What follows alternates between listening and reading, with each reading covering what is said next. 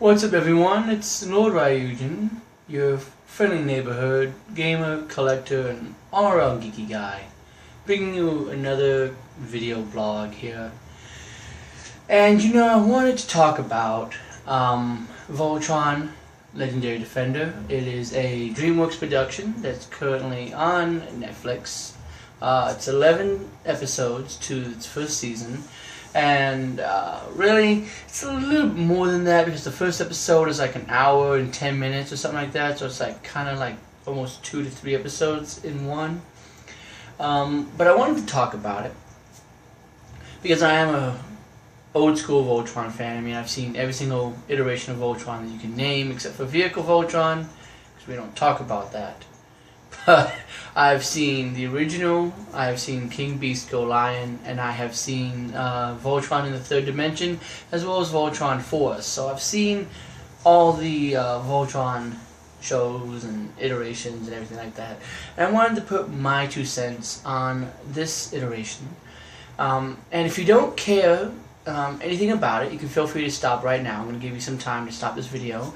And in addition, I'm also going to warn you that there will be spoilers in here because it is a short show and you can't really talk about what this one does differently to the other ones and how I feel about them without spoiling a little bit.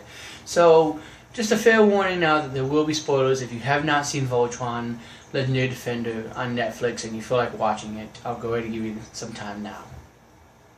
But for those of you that are still with me at this point, sit down. Let's talk about Voltron Legendary Defender. Now, it is worth saying from the get-go that this is a reboot series. It is very clear from the beginning it is a reboot series. The origin movie that I told you about, that's about an hour and 10 minutes, the very first episode, makes it very clear that it is an origin, it is a reboot, because it is handled completely differently. And I'm going to talk about the things that I like that are different, the things that I don't like that are different, and ultimately give you my ultimate say in how I feel about this show. Now, right off the bat, I can tell you some of the things that I did like is the fact that this is a reboot, so it's handled a little bit more cleverly because of the fact is it was written and produced and animated out with the intention of it's going to be a reboot and a retelling, so everything is more consistent, everything is more along the lines of how it should be, versus the original American version of Voltron, which took a lot of the stuff that was in there and just tried to make it work within the context of what they had. And if you watch later episodes and even some of the stuff towards the end of the show, it really starts to kind of fall apart and not make a lot of sense. So I do like the fact that they kept it consistent, but there were some things that I really didn't like. I mean, we'll get to that part later though. I like that they did paladins, and I like the fact that, I don't know, it seems a little bit weird because the premise, as I was watching this, was very similar to the idea that they wanted to do for a Voltron movie, because I remember that in a Voltron movie they wanted to have it to where the Blue Lion was on Earth already, and some people found it, and then they ended up going into like outer space, far, far, far away, to planet Eris, and Koran, and Princess Aurora. They were asleep for 10,000 years, and as this is going on in this, I'm just like, this is exactly what they were talking about doing with the movie. Oh my goodness. So yeah, that's basically what happens. Now I do like the fact that they made them be Galaxy Garrison space pilots and stuff like that, and that they had a reason for everybody coming together. Because it makes a ton of sense, that it worked out that way, and that they found, again, the Blue Line, and it took them to planet Eris and woke up Princess Aurora and Koran. That there's a King Alfor there. There is a King Zark. I think he's Emperor Zarkon now. I don't remember. They kind of switch back and forth with the show. Sometimes they call him Emperor Zarkon. Sometimes they call him King Zarkon. But I believe he's an Emperor now. Anyways, he's in there. There's also a Haggard, which I was very nice. Very, very happy to see that they kept some of the magic element in there. There has been no Prince Voltron that's shown up yet. Maybe that'll be a season 2 or even a season 3, depending on how far they have this planned out. And the reason why is because the way season 1 ended, I'll get into that a little bit later. It left it way open for a second season, if you haven't seen it already. And they kind of left it very WTF, if I will. So that is that. What the show does do right, I enjoy. I like how they made Voltron look. I like that they, you know, had to be in sync and stuff to do it. I like the way that the robot looked, the way that it transformed.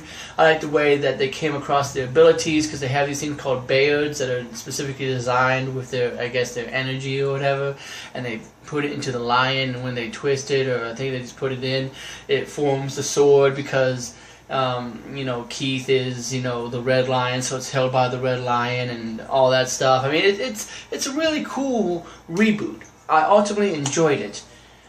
But I have to say that what I don't like about it, I don't know, it's very minute.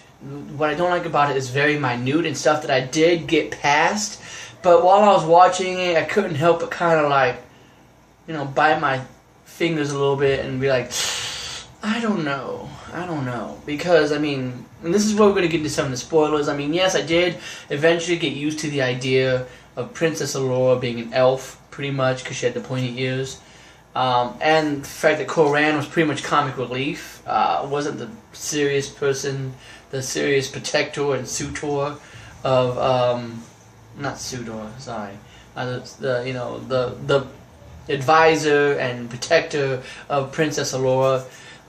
Luckily, they still kept the space mice there as well. Not as relevant as they were in the original series, and no Nana or anybody like that. What else? I don't like the fact that she was technically from Altea. Because see, the whole point was that she was a princess of Eris, and King Alpha was the king of Eris, and this was planet Eris that they were protecting. And I get that, again, it's a reboot, so they're trying to do something different, but they were from Altea. They crash land on Eris. The people of Eris are actually like small munchkin-like people, like aliens or something like that. I don't know. I didn't really care for that too much. The fact that they were color coordinated is okay, I guess. But, you know, they threw in a new character, Shiro, to be the pilot of the Black Lion. And when you're watching when you're used to the original show, the original lineup of Keith being the pilot, and he wears red, and, you know, Princess Allura is the pilot of the Blue Lion, you're kind of hoping somewhere in the back of your mind, I hope they kill Shiro so Keith can become leader. There's a part of you that somewhere in the back of your mind is waiting for that moment, I guess. And it doesn't happen, at least not in this season. Or maybe some kind of a twist that maybe Shiro is really Prince Lotor or something like that. You know, something like that. But again, nothing like that ever happens. It's a very straightforward series. Very story-oriented. It pretty much, you can watch it in a day. It's very short. But it's a very, very wonderful series. I still think it's a better iteration than some of the other Voltrons that have come out, like the Third Dimension and stuff like that. Because again, it's very well written to me. I don't really, I mean, I like Shiro. I like Shiro now because he has a story and there's a whole, you know, mystery behind him and all that stuff. So I think that's going to help drive the show and its story plot a little bit more. But I don't really like how some things were done, you know, like the fact that when they did the whole famous part of Voltron where it's like Dinotherms connected and all that stuff, you know, and it's like Mega Thrusters are go. It's when the castle is leaving planet Eris, and it's just like that's it. You're not gonna use it for like the transformation or anything. But again, it's a reboot, and it's nice that they had those nods in there to the original series and everything like that. It is a really neat show. That's my ultimate conclusion is that it is a neat show. It's worth watching. If you're new to Voltron, I recommend you check it out. If you're an old school fan like me, you may get a kick out of the references that are in there. You may enjoy the fights and the fact that they have the Bayards and all that stuff, and they keep a lot of the same stuff that some of the original characters had. But some of the stuff that they changed, like Pidge being a girl, I don't know. That was just a little bit. I guess the only reason why is because they felt like they had to have a girl on the team, because that was the point of the original Voltron, was that Princess Allura was the girl on the team, and they're like, well, we're not going to put Princess Allura on this team. Well, we need to have a girl. Alright, Pidge looks the most like a girl. I guess Pidge is a girl now. And that kind of came out of nowhere, you know. That's one of those things where it's just kind of like, you know, in one episode they kind of just brought it out and addressed it. And it was like, really? That's it? Like, and that was that. Every episode after that didn't even reference it or anything. It's just like, oh, okay. So like I said, I am looking forward to the second season. It does end in a way to where it's revealed that Zarkon was one of the original paladins. Drove the Black Lion, and that's the reason why he wants the power of Voltron and all that stuff, and that's the reason why he understands the power of Voltron and all that. But then the team gets sucked in some kind of a weird vortex thing, and that's it. It just ends. It's like, hey, here's this vortex, and credits roll. That's it. There's no...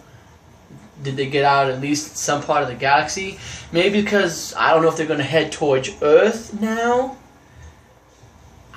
I don't know. I really don't know. But whenever they come out for a second season, if they come out for a second season, I am looking forward to it. I'm going to watch it. I'm going to enjoy it because I did enjoy this.